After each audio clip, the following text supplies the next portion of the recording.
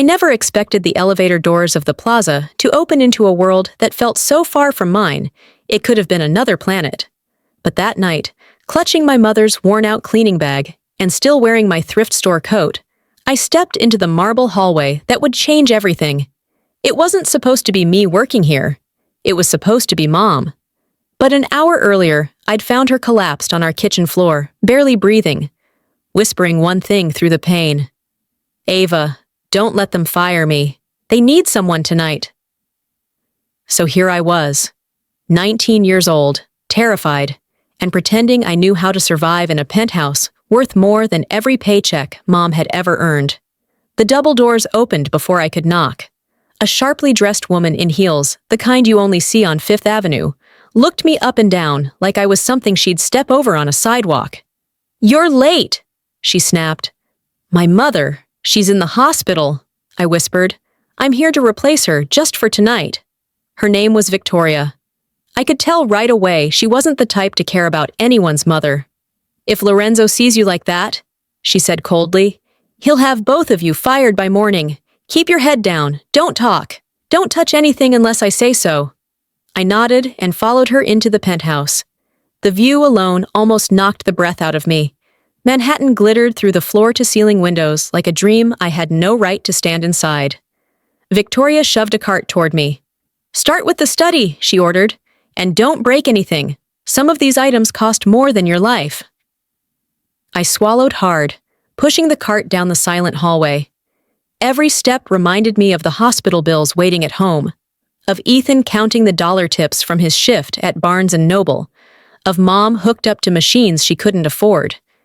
I couldn't mess this up, but just as I reached the study door, a deep voice, smooth, steady, unmistakably powerful, cut through the hallway. "Who are you?" I froze. Lorenzo DeLuca stood there, dressed in a black shirt with the top button undone, sleeves rolled, a Mont Blanc pen still in his hand, like I'd interrupted him mid-signature. His eyes were sharp, dark, observant, the kind of eyes that saw everything. I opened my mouth, but no sound came out. My throat clenched. My heart hammered so hard it hurt. Victoria rushed forward. "Sir, this is just the maid's daughter. She's inexperienced." I told her not to disturb anyone. But Lorenzo didn't look at her. He was still looking at me, studying me. Something in his expression shifted, something quiet, unreadable, almost human. "What happened to your mother?" he asked. I blinked. That wasn't the question I expected. "She's sick," I whispered. Lorenzo's jaw tightened.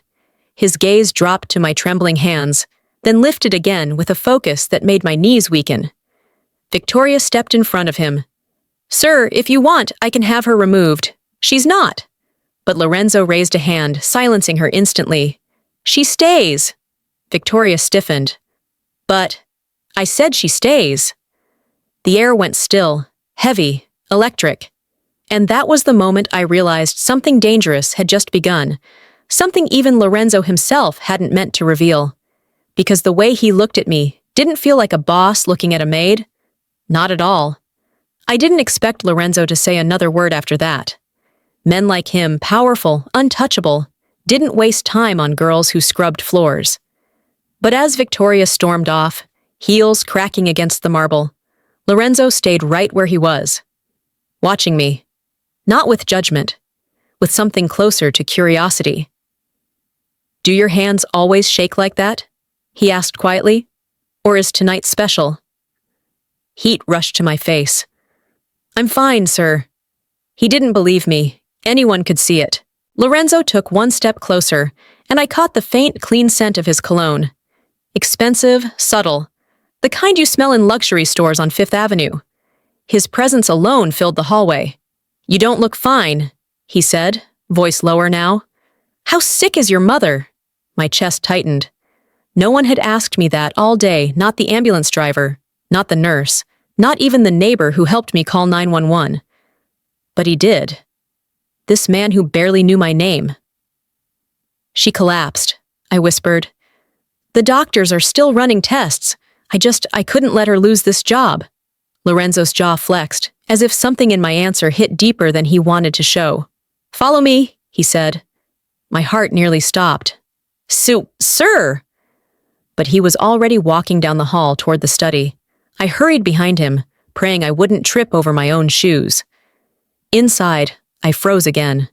The room looked like the private world of a man who built Empire's dark wood, soft lighting, Manhattan glowing beyond the windows. Papers sat neatly stacked beside his Mont Blanc pen. A half-finished glass of whiskey caught the light. He glanced at me. Your mother worked my home for 8 years. I nodded. And in 8 years, she never stole, never lied, never caused problems. His eyes locked with mine. That means something in my world. I swallowed hard. She raised us to be honest. I can tell. He lifted his pen, but didn't sign anything. His gaze drifted back to me, lingering a second longer than it should have. You're not like the others Victoria hires, he said. You look at this place like it's made of glass. I managed a quiet breath. Because I'm afraid of breaking anything. His expression softened, almost imperceptibly. Maybe that's exactly why you won't. Before I could respond, a crash echoed from down the hall, sharp, deliberate, loud enough to make me jump. Lorenzo's eyes darkened instantly. Stay behind me, he ordered, stepping toward the door because someone in his penthouse wasn't supposed to be there.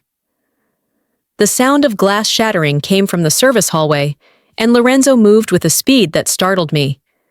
I followed a few steps behind, heart racing, unsure if I had just walked into something far more dangerous than a cleaning shift. But when we reached the source of the noise, the truth hit me fast.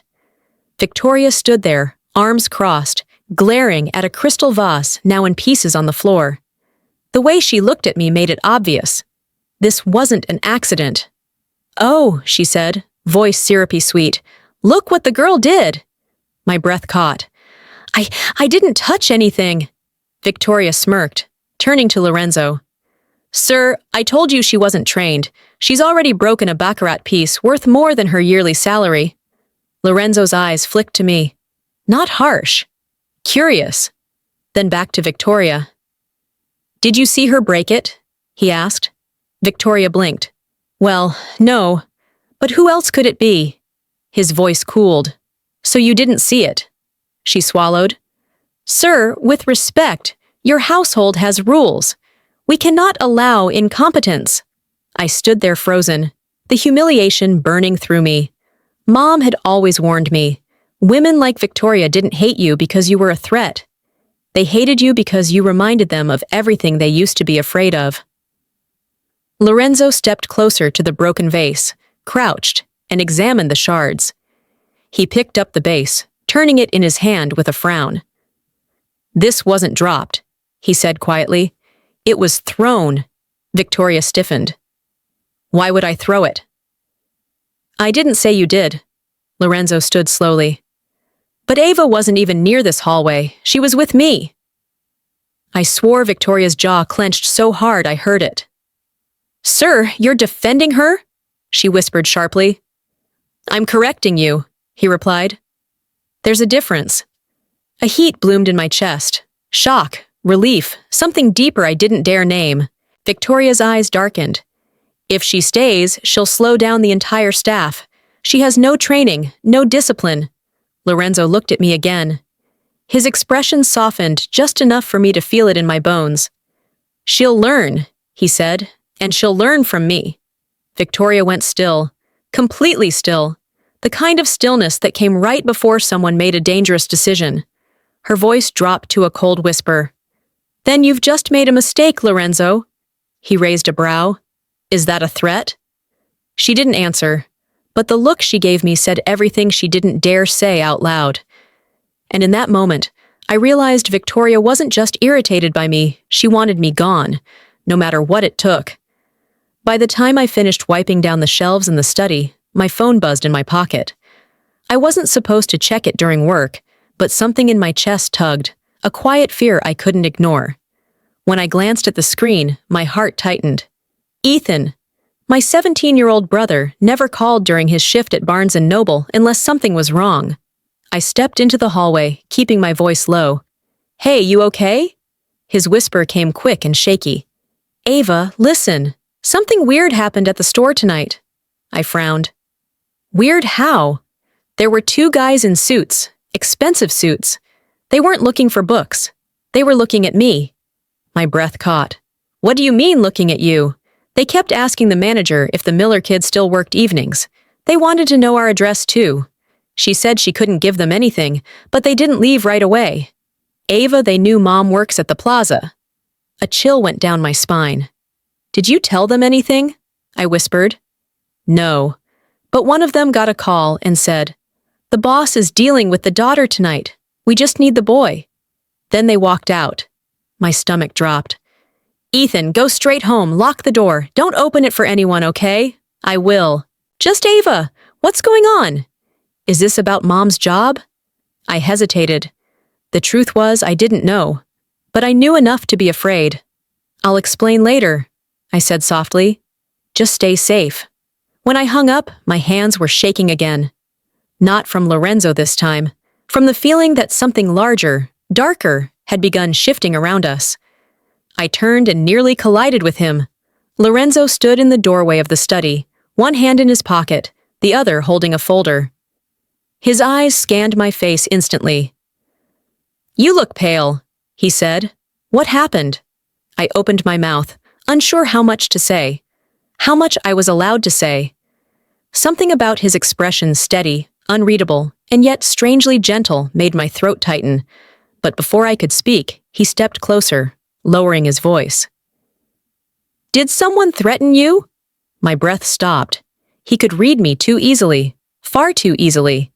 And as his gaze deepened, I realized something terrifying. If I told him the truth, there was no going back. And if I didn't, I might be risking more than just my job. I didn't tell Lorenzo the truth. Not yet. Something inside me said that once I involved him, whatever was happening around my family would explode into something too big for me to control. So I shook my head, forcing a weak smile. I'm fine, sir. Just tired? He didn't believe me. His eyes narrowed, studying me the way people study storms forming in the distance. But he didn't push. Instead, he nodded toward a metal door at the end of the hall. Victoria wants the storage room reorganized. It's a mess. She shouldn't have assigned it to you alone, but he wasn't going to overrule her again. Not tonight. I can do it, I whispered. The storage room felt nothing like the rest of the penthouse. No warm lighting, no soft music humming through hidden speakers. Just concrete walls, dim bulbs, and shelves crowded with boxes of old documents. I pulled my phone out to use its flashlight, the cracked screen casting a weak glow. As I climbed a step stool to reach the top shelf, I heard voices muted, tense coming from the adjoining room. I froze. He wants the files gone, a man said. Tonight, a woman answered, her voice unmistakable. Victoria. No mistakes. If Lorenzo finds out, he'll tear the whole operation apart, burn everything. My blood ran cold. I'll handle the girl later, Victoria added. She's already in the way. For a second, I couldn't breathe. They were talking about criminal files, about hiding something from Lorenzo, and about me. I turned, trying to climb down quietly. The step stool wobbled. My hand slipped. The flashlight clattered to the floor and rolled, light spinning across the room like a beacon. The voices stopped. Footsteps approached. Then the door burst open. Victoria stood there, eyes burning with something far more dangerous than anger. Behind her, a man in a tailored suit crossed his arms, blocking the exit. Well, she said slowly, look who wandered somewhere she didn't belong. I backed up, heart pounding. I didn't hear anything.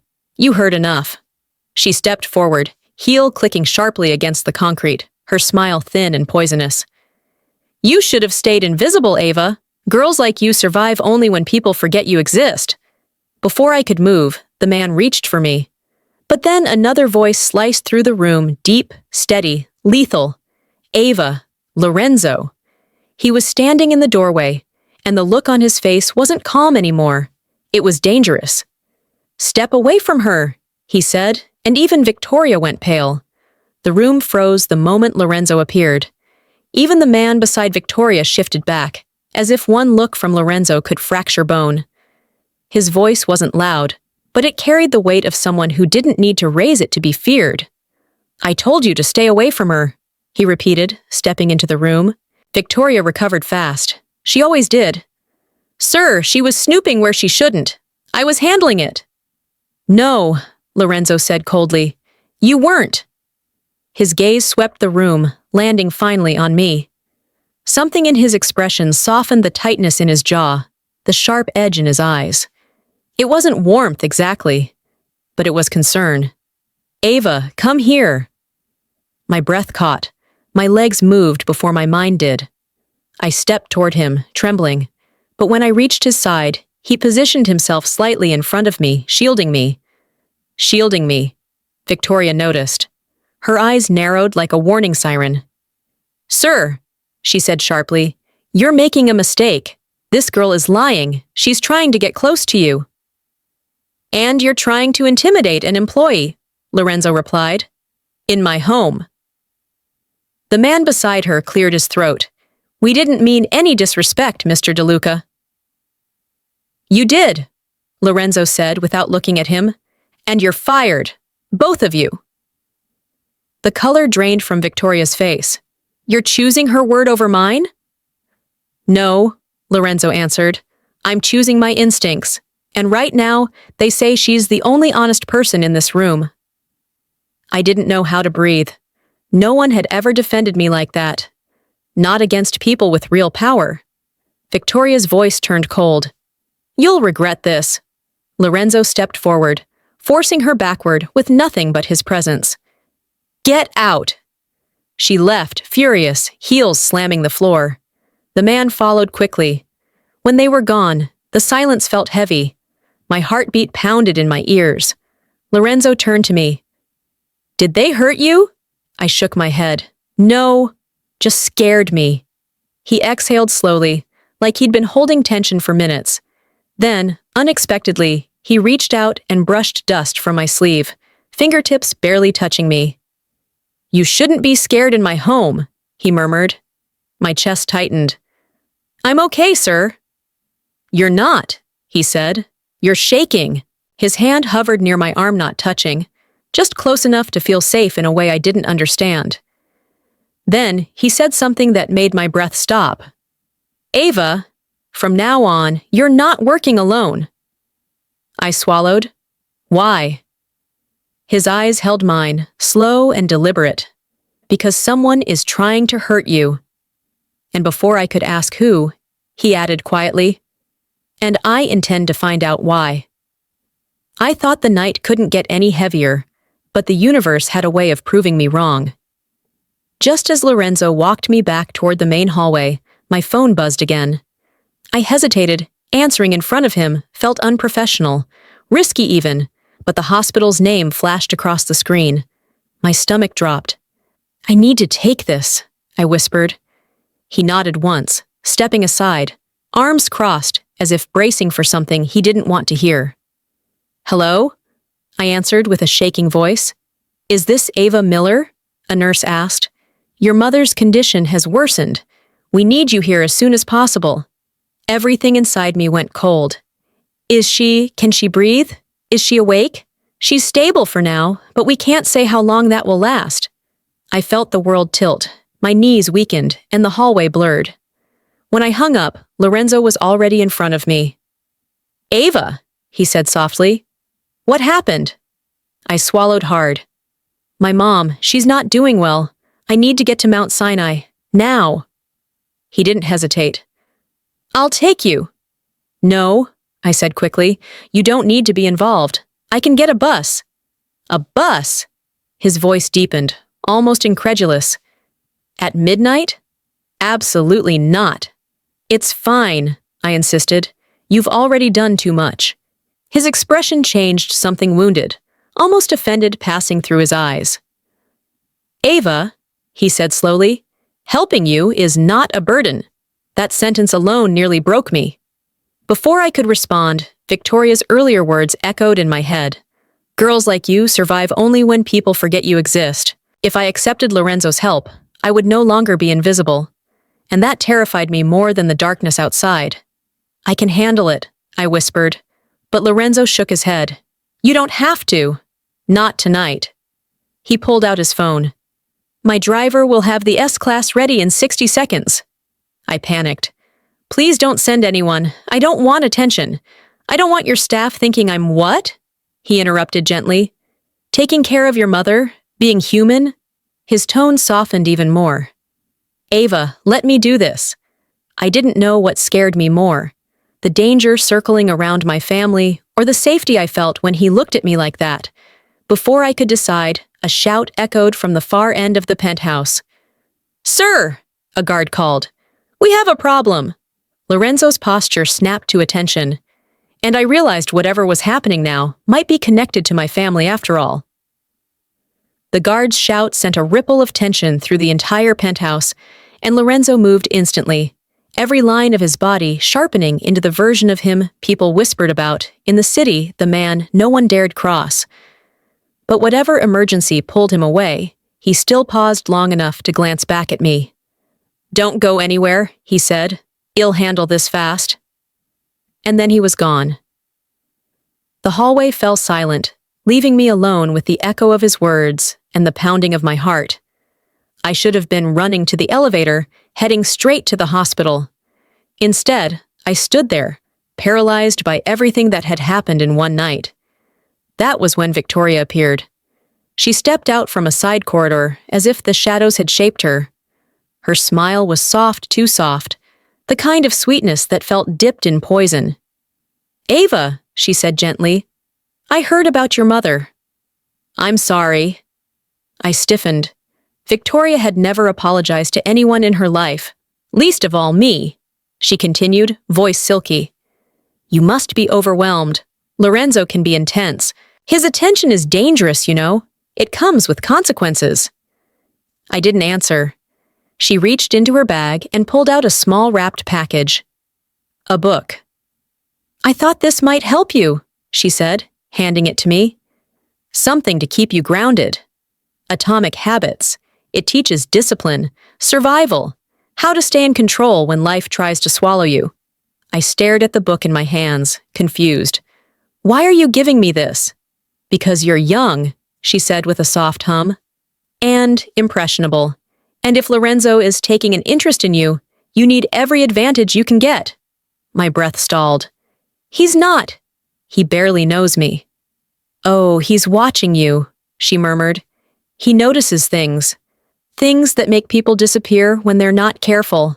A chill slid down my spine. She touched my arm lightly. So take the book, Ava. And a word of advice. Distance yourself from him, before your mother's hospital room becomes the least of your worries. My pulse hammered, but I kept my voice steady. Thank you. I should go. Please do, she whispered. Before you become a problem neither of us can fix. I turned toward the elevator, clutching the book, desperate to escape her voice. But just as the doors opened, Lorenzo's driver stepped out, breathless. Miss Miller, he said urgently, you need to come with me, now. My heart dropped. Is it my mom? Did something happen? He shook his head, eyes sharp. No, it's worse. The people following your brother, they just made their move. The city blurred past the car windows as the driver sped through Manhattan. My heart hammered so hard, it felt like every breath might break. Ethan. Someone was after Ethan. I didn't know who or why or how deep this danger went, but the fear clawing at my chest told me this was bigger than Victoria's games. Much bigger. Where is he? I asked, gripping the seat. We've got eyes on him, the driver said. But Mr. DeLuca wanted you out of the building immediately. Why? What does this have to do with Lorenzo? He hesitated, knuckles tightening on the steering wheel. Some patterns are repeating, he finally said. Ones Mr. DeLuca hoped he'd never see again. Before I could ask what he meant, my phone buzzed. Lorenzo. Ava, he said the moment I answered. Are you with my driver? Yes, but what's happening?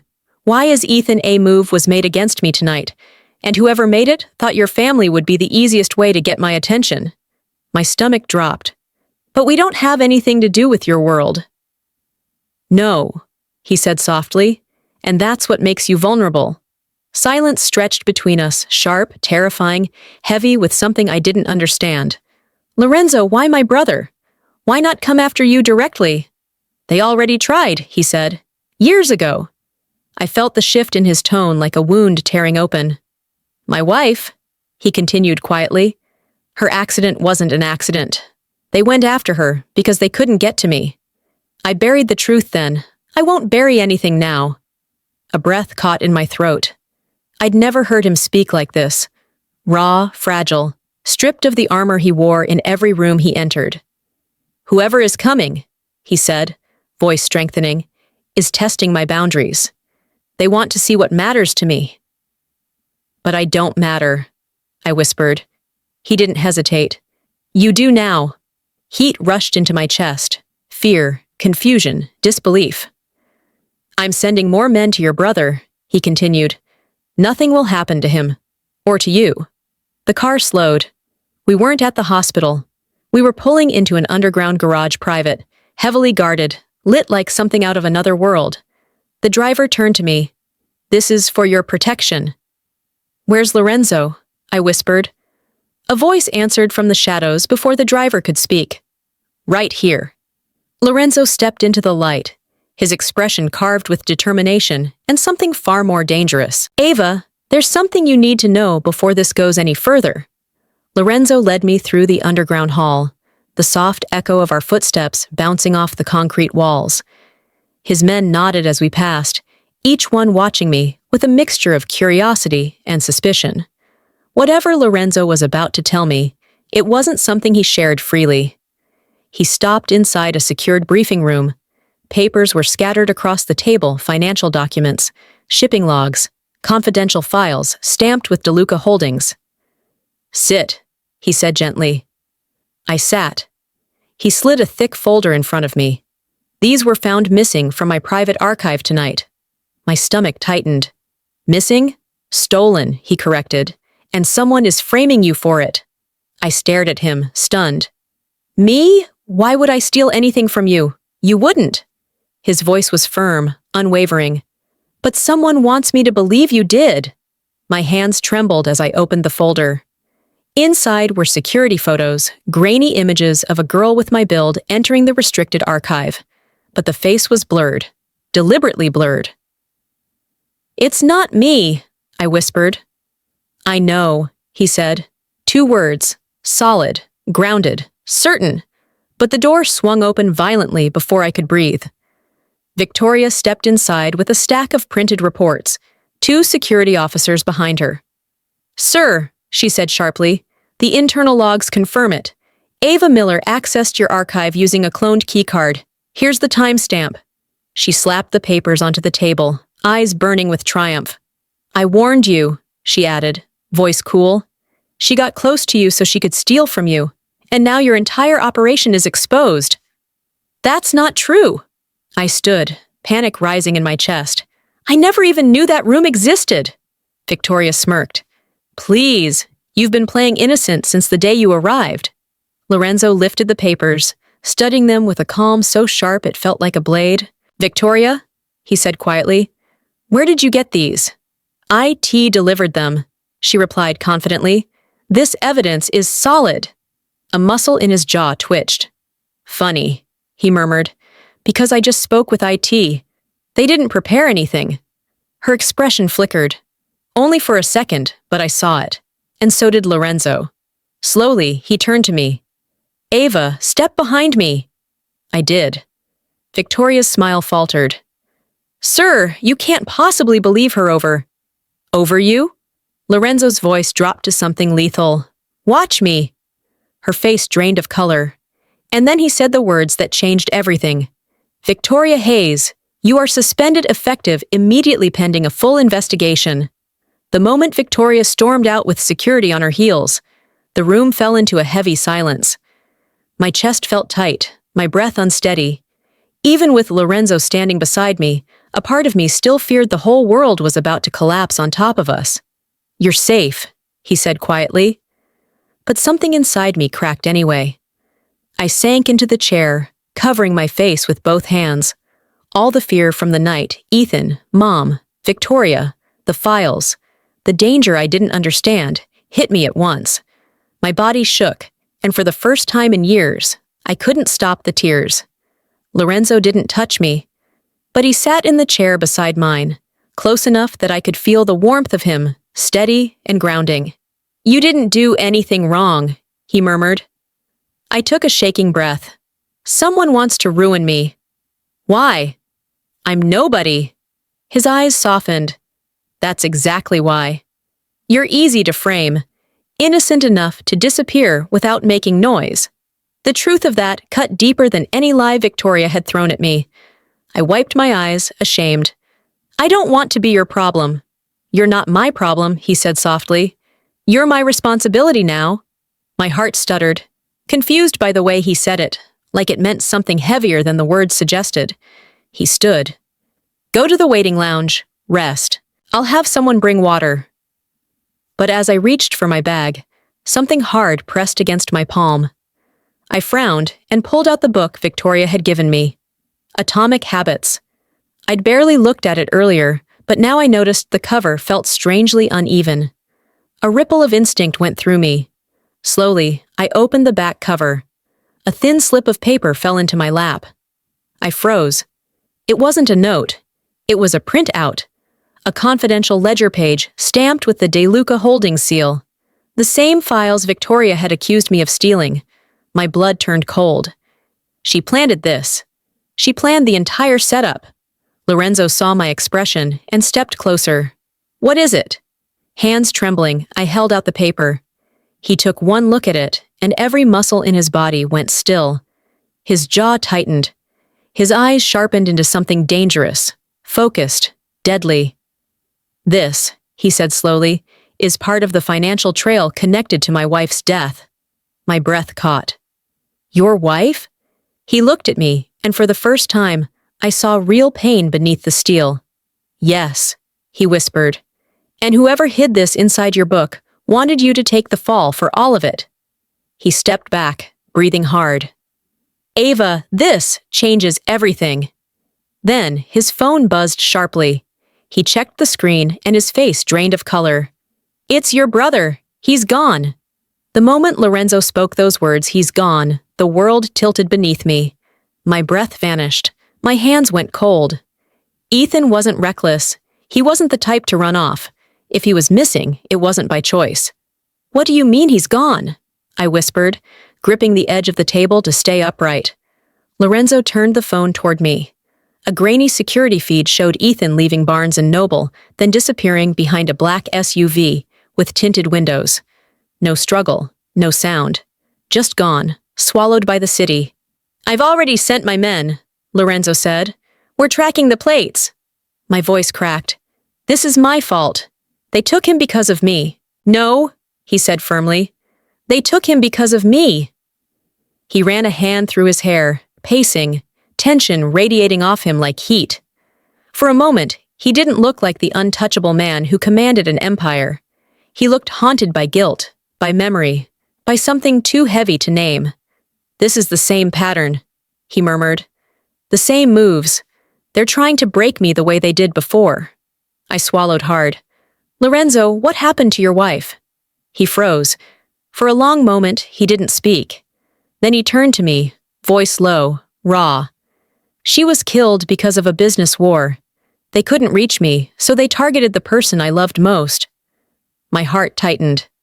"And now they're targeting Ethan." "And you," he added, voice trembling with anger. "And I won't let them." But the promise felt too big, too impossible.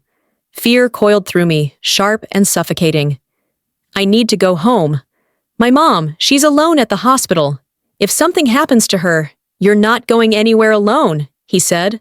"Not with whoever took Ethan still moving." "I don't care," I snapped, chest tight. "She needs me.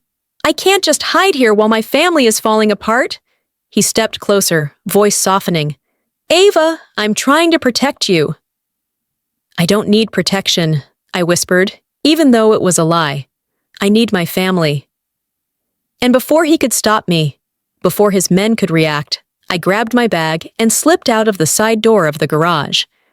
The cold air slapped my face as I ran up the ramp into the street. I didn't think. I didn't breathe.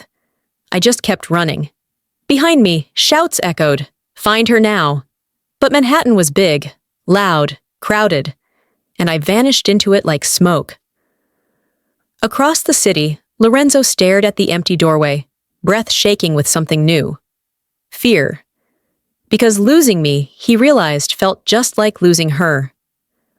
Cold Manhattan air bit at my cheeks as I ran through the street, weaving between crowds, ignoring the burn in my lungs. I didn't know where I was going. I just knew I needed to get away from Lorenzo, away from the danger swallowing my family, away before someone else got hurt because of me. But running only made the city feel bigger, darker, more merciless. By the time I reached a narrow alley behind a closed deli, my legs gave out. I leaned against the brick wall, trying to steady my breath. Tears blurred the lights of passing cars. Ethan, Mom, Lorenzo's wife. All of it tangled into one terrifying truth. Whoever was behind this didn't care who they destroyed. My phone buzzed again, 6 missed calls from Lorenzo. 3 from an unknown number, 1 voicemail from Ethan, recorded earlier. I pressed play with shaking fingers. Ava, something's off. There's a black SUV across the street, the same one from earlier. I don't know if I'm imagining it, but hold on. They're getting out. Ava, call me back, please. The message cut off. I covered my mouth to keep from crying out. He'd been scared, alone. And I hadn't been there. I couldn't stay hidden anymore. Before I could dial anyone back, a shadow fell across the alley. Heavy footsteps approached. Ava Miller? My heart jumped into my throat. I pressed myself against the wall. A figure stepped into the dim light. Not Lorenzo, not a stranger either. Ethan's manager from Barnes and Noble, Mr. Collins. A quiet man with wire-frame glasses and kind eyes. But tonight, he wasn't alone. 2 men in dark coats stood behind him, watching me the way predators watch weakened prey. Mr. Collins raised his hands slowly. Ava, don't panic. I've been trying to find you. Your brother, he left something for you. Something important. My breath froze. What are you talking about? Where is he? One of the men stepped forward. We can explain everything, but you need to come with us. Now! Every instinct screamed run, but Mr. Collins' voice shook. Ava, please. Ethan trusted me. He told me to get this to you. He held out a folded note. With my name on it. My fingers trembled as I stepped closer. But then the man in the dark coat reached for my arm. And I realized they weren't here to help me. They were here to take me. And someone else was already sprinting into the alley fast, furious, unmistakable. Don't touch her! Lorenzo roared. Lorenzo's voice shattered the alley like a gunshot. The men froze, their grip loosening just enough for me to pull my arm free. Before anyone could blink, Lorenzo was already there, coat flying behind him, jaw clenched, eyes burning with a fury that didn't belong to this world. Step away from her, he growled. Mr. Collins raised his hands immediately, backing up. Mr. DeLuca, I wasn't trying to hurt her. I was only delivering a message. But the other 2 men didn't budge. Their posture shifted subtly, shoulders tightening, feet grounding professionals ready for violence. Lorenzo noticed, and he smiled, slow and lethal. If you think you'll leave this alley with her, try. My heart thudded painfully. I'd never seen him like this, not controlled, not composed. This was the side of him people feared, the side whispered about in back rooms and late-night city bars, the part of him that built an empire and buried threats without hesitation. One man reached into his coat. Lorenzo moved first. He lunged forward, slamming the man against the brick wall with a force that shook dust from the mortar. The second man threw a punch, but Lorenzo dodged, grabbing his wrist and twisting until the man collapsed with a cry. Enough! Mr. Collins shouted, voice trembling. Please! This wasn't supposed to be violent. Lorenzo didn't take his eyes off them. Then you shouldn't have brought muscle. I stepped forward despite my shaking legs. Mr. Collins, why are you here? His face crumpled with guilt. Ethan trusted me. He said if anything happened, I had to get this note to you. He held it out again, this time with both hands, as if offering something sacred. My fingers brushed the paper, but Lorenzo caught my wrist gently. "Careful," he murmured. "Notes can be traps, too." But I shook my head. "It's Ethan, I have to see." He released me. I unfolded the note under the weak alley light. "Ava, don't come home. They're watching Mom's room. It's not safe. I'm trying to lead them away, but if they find this message, run. And whatever happens, don't trust Victoria." Lorenzo's breath hitched beside me. "He's trying to protect you, and getting himself taken because of it," I whispered, voice cracking. The men began scrambling to their feet. Lorenzo didn't even look at them. "If you come near her again," he said quietly, "you won't leave the ground breathing." They fled. Silence settled, heavy and cold. Lorenzo turned to me. "Ava, they were watching your mother." Terror shot through me. "Then we have to get to her. Now!" Lorenzo nodded once. "A car is already waiting." But as we exited the alley, a black SUV screeched around the corner fast, aggressive, headlights blinding, and it was coming straight for us. The SUV barreled toward us, engine roaring like a beast set loose. Lorenzo reacted first, his hand gripping my arm as he yanked me behind him, positioning himself between me and the oncoming vehicle. The headlights blinded us, growing bigger, closer, too fast to outrun. "Move!" he shouted, pulling me toward the narrow opening between two parked cars. We dove aside at the last second. The SUV screeched past, missing us by inches, tires screaming against the pavement. The blast of wind it left behind nearly knocked me off my feet. Lorenzo steadied me with both hands, breath sharp, jaw tight. "You okay?" he demanded. I nodded shakily, though my legs barely held me up. "Was that them?" "Yes," he growled, "and they're getting desperate." Before I could respond, the SUV slammed on its brakes at the end of the block. Its reverse lights flared. "They're coming back," I whispered. Lorenzo grabbed my hand. "Stay with me."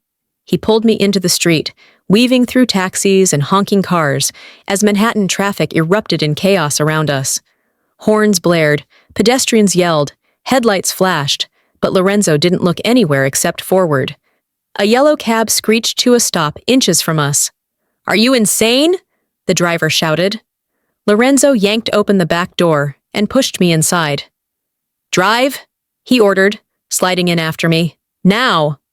The driver hesitated until he saw the SUV speeding toward us.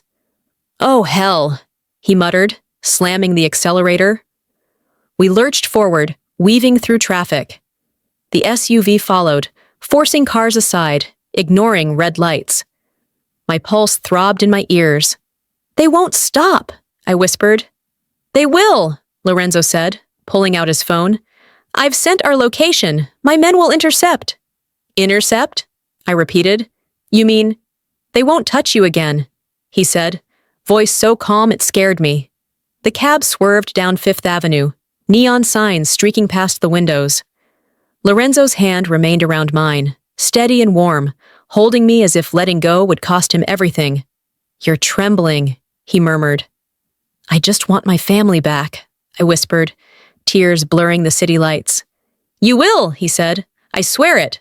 Before I could answer, the driver yelled, "They're getting closer!" I turned and saw the SUV only a car length behind us, headlights glowing like eyes locked on prey. Lorenzo's jaw hardened.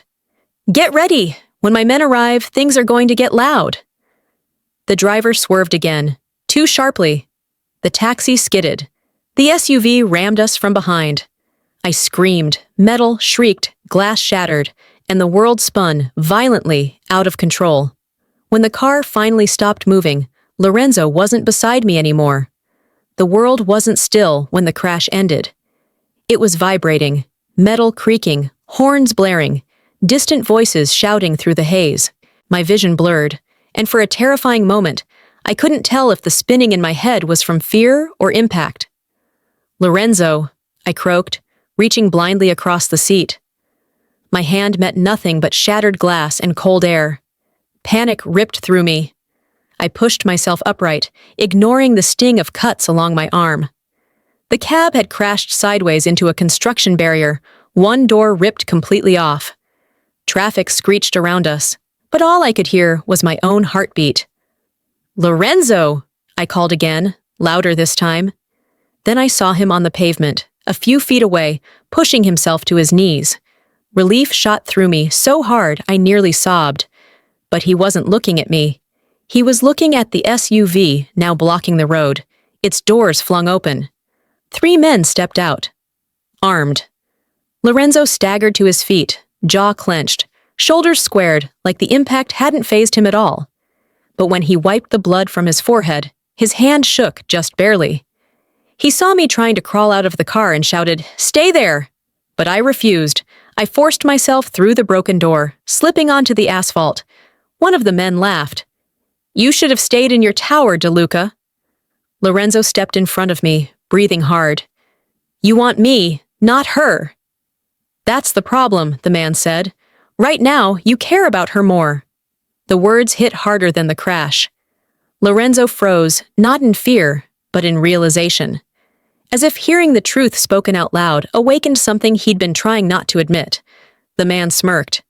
"And we took the boy because we knew you'd chase her." My chest tightened. "Ethan, they used him as bait," Lorenzo said quietly, fury simmering in his voice. "Just like they used my wife." I felt the world tilt again. "Your wife?" I whispered. Lorenzo swallowed, never taking his eyes off the armed men. "She died because I hesitated. I won't make that mistake again." The leader raised his gun. Lorenzo stepped closer to me, shielding me with his body. "Run," he whispered. "No. Ava, run." Before I could answer, a new sound tore through the street engines, roaring, fast, coordinated. Black sedans turned the corner, tires screeching, headlights blazing. The man cursed. "His men are here!" But it wasn't just Lorenzo's men. A door slammed open, and a familiar voice shouted my name. "Ava!" Ethan cried. "Run to me!" Ethan's voice cut through the chaos like a lifeline. I whipped around and saw him stumbling out of one of the black sedans, face pale, cheeks streaked with dirt, but alive. Alive.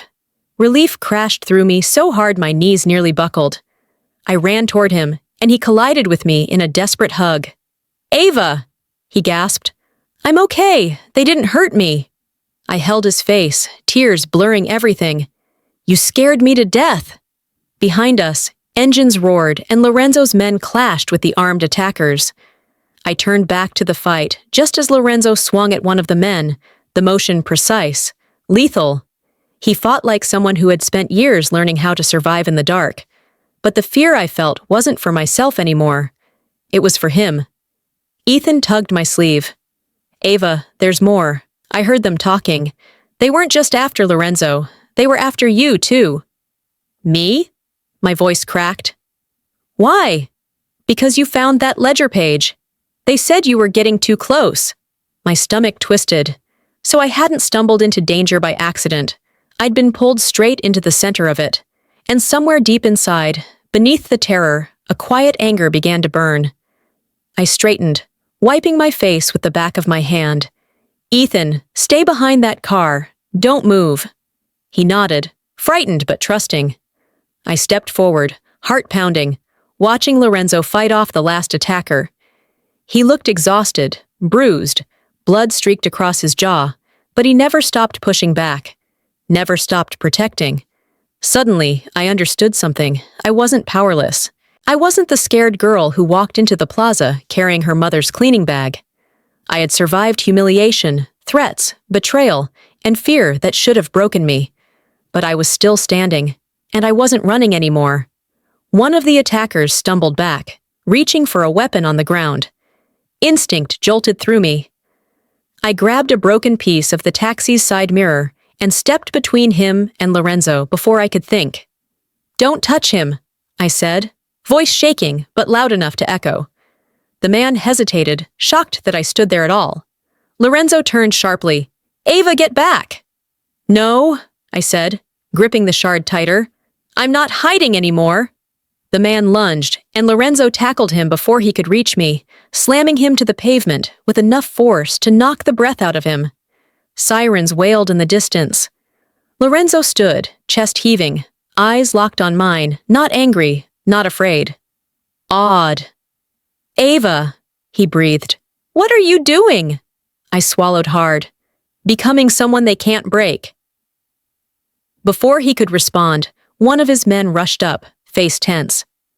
Sir! Victoria just resurfaced. She's making her move tonight. Lorenzo's eyes darkened, and he whispered the words that froze my blood. She's going after your mother.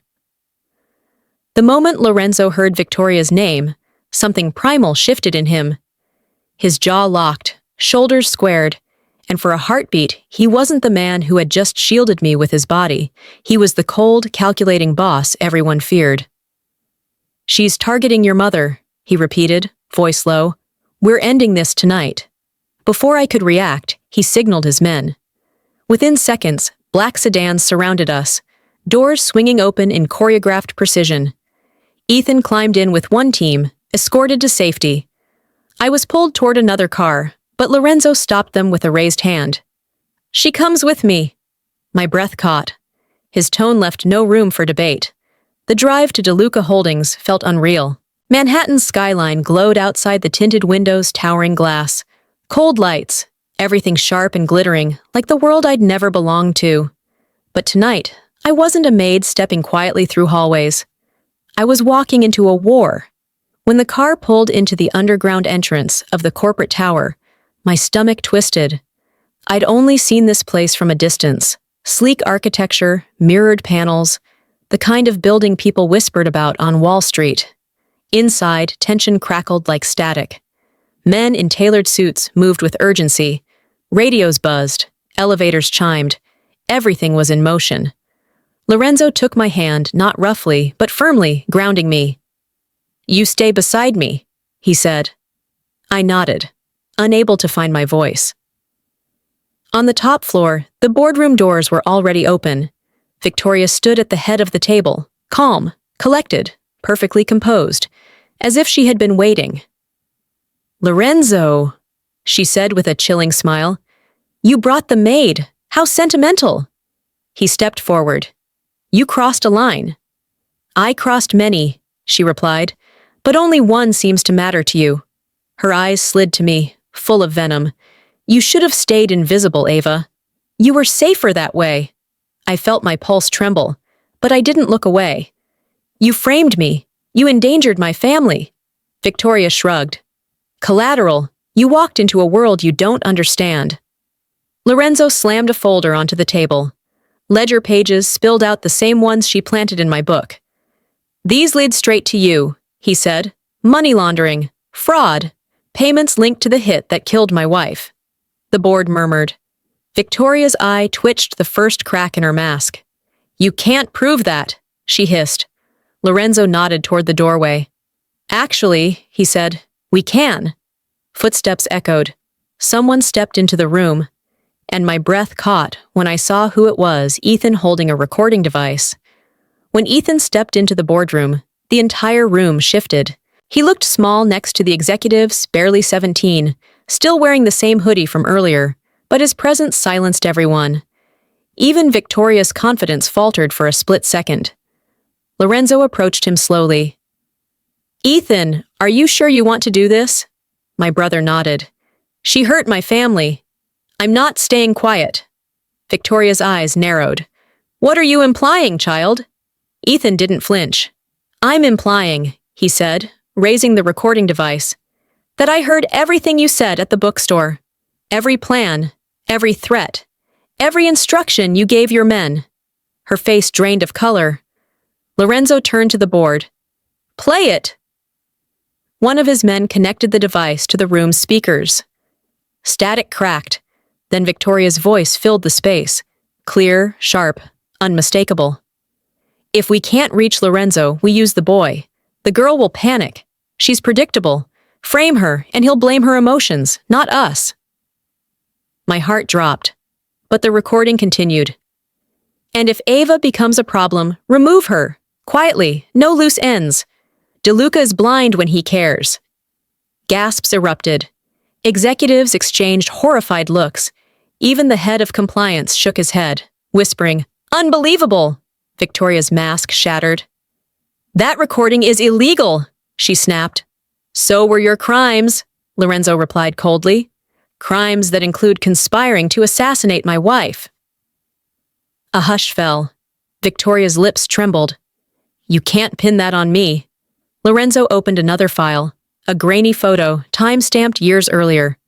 Payments, routes, signatures, all traced back to your offshore account. He said, You funded the hit. You thought I'd never see past the paperwork? Her breath hitched. Lorenzo, listen. No. His voice sliced the air. You stole from me. You lied to me. And you tried to destroy the only innocent people near me. The board chair stood. Ms. Hayes, as of this moment, you are terminated and referred for criminal prosecution. Victoria stumbled back, panic flooding her face. Lorenzo, please! I did everything for you! He stepped forward, his expression carved from stone. You did everything for yourself! Security moved in. Victoria thrashed, screaming my name, Lorenzo's name, anyone's name, but no one listened anymore. She was finished. As they dragged her out, she looked at me with pure hatred. This isn't over, Ava. But Lorenzo turned his back on her without hesitation. It's over, he said. For good. The room exhaled. Ethan collapsed into my arms. Relief washed through me. But then Lorenzo looked at me, really looked at me, and there was something raw, unspoken in his eyes. Ava, there's one more truth you haven't heard yet. And it's about why they wanted you. Lorenzo's words hung in the silence of the boardroom, heavy enough to slow the air itself. I felt Ethan's hand tighten around mine as we both looked at him waiting, bracing, terrified of whatever truth remained. They wanted you, Lorenzo said softly, because you represent the one thing I stopped believing I could have. My breath caught. What does that mean? He exhaled, chest rising slowly. Hope, Ava. They targeted you because they saw what I refused to admit, that you matter to me, that losing you would break me the same way losing my wife almost did. The room around us faded, the executives, the documents, the remnants of Victoria's downfall. In that moment, it was just the three of us, me, Ethan, Lorenzo, hurt people trying to rebuild something out of broken pieces. I stepped closer. Lorenzo, I'm not someone worth putting in danger. You're worth everything, he said, voice steady, and I'm not letting anyone hurt you again. My throat tightened. For the first time in days, the fear inside me loosened its grip. He turned to Ethan. You're safe now. Both of you. My men will guard your mother's hospital room. No one will get near her again? Ethan swallowed. Thank you, sir. You saved all of us, Lorenzo said. That recording your courage, it ended what should have ended years ago. Tears stung my eyes. So it's really over? Yes, he said. The people who hurt your family, and mine, will never touch us again. We left the tower together. The night air felt softer somehow, lighter. Manhattan's lights shimmered across the skyline, no longer sharp and threatening, but warm, alive, full of possibility. At the hospital, Mom was sleeping peacefully, unaware of the storm that had nearly swallowed her children. I stood beside her bed, my hand resting over hers, feeling for the first time a future that didn't terrify me. Lorenzo stood quietly behind me, not intruding, not commanding, just present. When I turned to him, he stepped close, voice barely above a whisper. Ava, you walked into my life as a maid, but you rebuilt it as something else entirely. My heart pounded. And what am I now? His eyes softened truly, deeply softened. Someone I want to protect, someone I want beside me, someone I choose. I felt something inside me break open, not fear this time, but warmth. Hope, a new beginning. I reached for his hand. And I choose you too, I said. Outside the window, the city glowed vast, bright, endless, and for the first time in my life, the future didn't scare me. It felt like mine. And just like that, our story comes to an end. But you, yes. You're still here with me, aren't you? If you've stayed all the way to this moment, it means something in this journey touched you in a way you maybe didn't expect. And I want you to know I feel that with you. Ava's story reminds us of a truth we often forget. Even the smallest, quietest people can survive the darkest storms. Not because they're lucky, but because they refuse to let the darkness define them. Marcus Aurelius once wrote, "What stands in the way becomes the way." And isn't that exactly what happened here? Every obstacle pushed Ava toward her strength, her courage, her voice. Life works the same for all of us. The betrayals, the heartbreaks, the nights we think we won't make it through. They're not endings. They're beginnings wearing a disguise. They shape us, sharpen us, and sometimes they lead us exactly where we were meant to be. So if something in this story stirred something inside you hope, healing, clarity, don't keep it to yourself. Take a moment to like, share, and subscribe. Not just to support the channel, but so you and I can keep meeting here in these stories that remind us we're human, we're fighting, and we're never truly alone. I'm glad you stayed. It means more than you know.